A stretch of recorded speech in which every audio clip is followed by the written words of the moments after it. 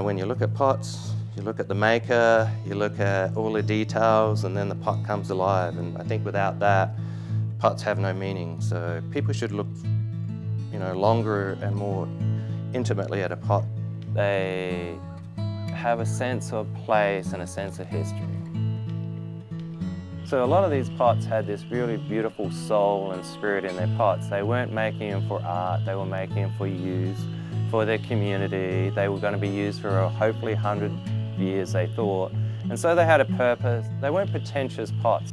It's a bit like diamonds, diamonds really don't have any use, but people still buy them.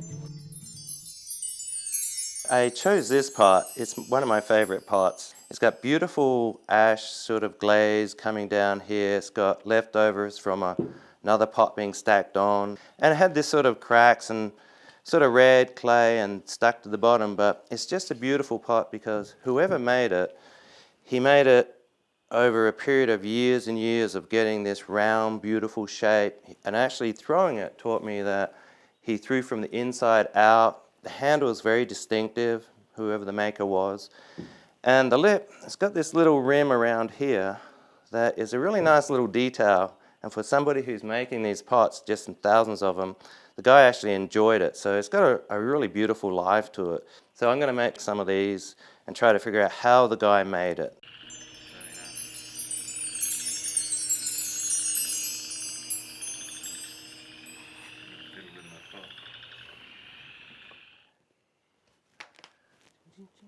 The importance of getting the air out is, if you don't get the air out, it's all the way through your clay. And if you trap the air in there, it tends to explode later on in the firing, but also blow out the walls of when you're throwing. So air is probably the enemy of any potter, so one always learns to get that out.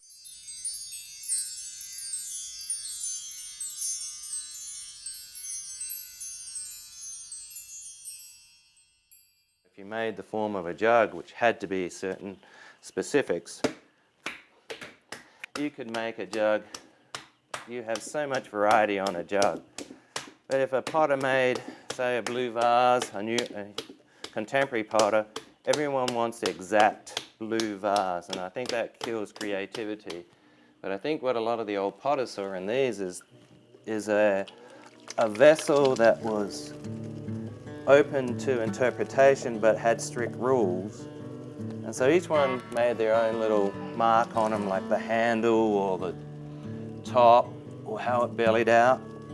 The only thing they really wanted, or the buyers wanted, was a jug that kept any sort of liquid, and that's all they cared for. If it leaked, you couldn't sell it.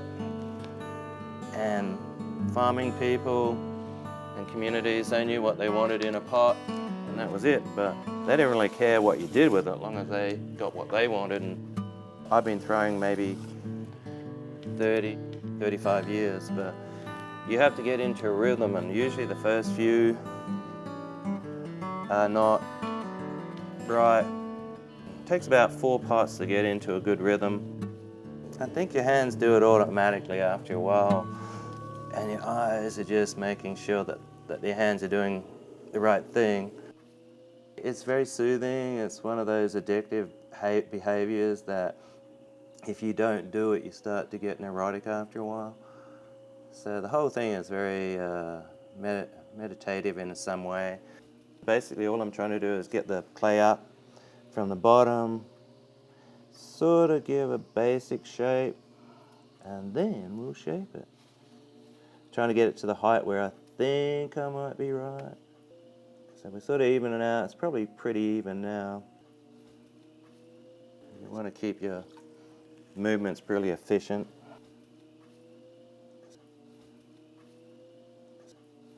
A lot of these potters, they had their own homemade tools, so they got angles that we didn't get.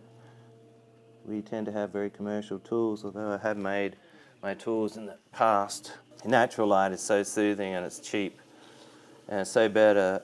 Working under artificial light's pretty annoying after a while, and it's just nice to look out and hear and have light. There's a lot of work to it, but it's very satisfying.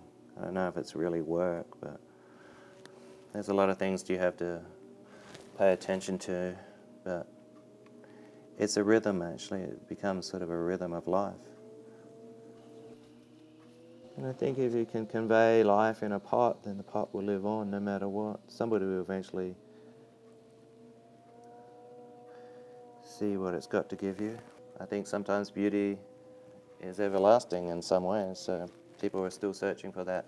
The older potters, they didn't quite worry about getting everything perfect. All you had to do is get this form that people were going to use. The only thing that really mattered was this top, because the top was used more. You didn't want it to chip. You wanted it pretty strong, and you had to attach a handle to it. So I think that's where the detail of a lot of pots came in. Traditionally, I think they had a very important in the farming communities, you know, very rural communities, say up into the 1900s, because if you wanted to have any storage of food or anything, you know, you had the crocks, you had the butter churner type things, you had the jugs, everything had to be stored in pottery. Potters were, and people respected them because if you had basically made all these, I don't know, let's see, pickles and sauerkraut and all this, and you wanted to preserve it, you really relied on the potter to have an impervious container for you, and if you didn't, winters were very hard. So the potters had an integral role in society back then. Pottery has its stages and its rhythms, and sometimes if you get out of rhythm, then you're not that happy, but sometimes it's hard work, but it's pretty satisfying.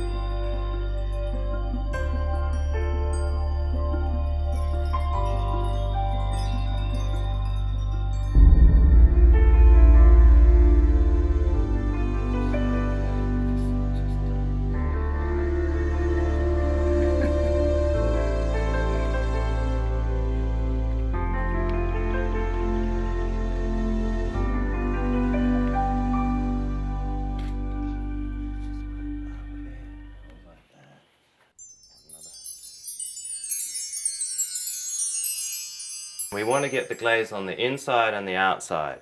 And in the olden days, the only reason to have a good pot was for it to hold water. It didn't matter what color, what anything. A person would only buy it if it could hold water. So the glaze is really important to make sure that it doesn't leak, sweat, and it is vitrified.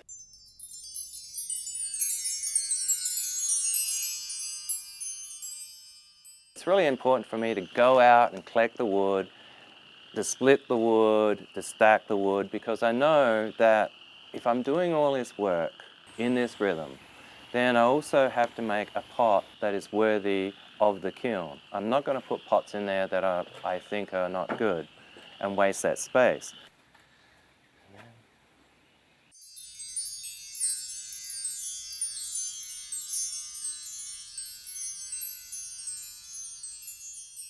Firing takes 3 days, and that has a rhythm too. And it is a very, in somewhat religious experience, because you have these rituals you have to go through to get an end product. If you miss any of it and not pay attention to one little one, it impacts everything else. So the overall thing is that you have to be conscious of this long sort of working cycle. The rhythm has to be right. You can't rush one, you can't rush the other.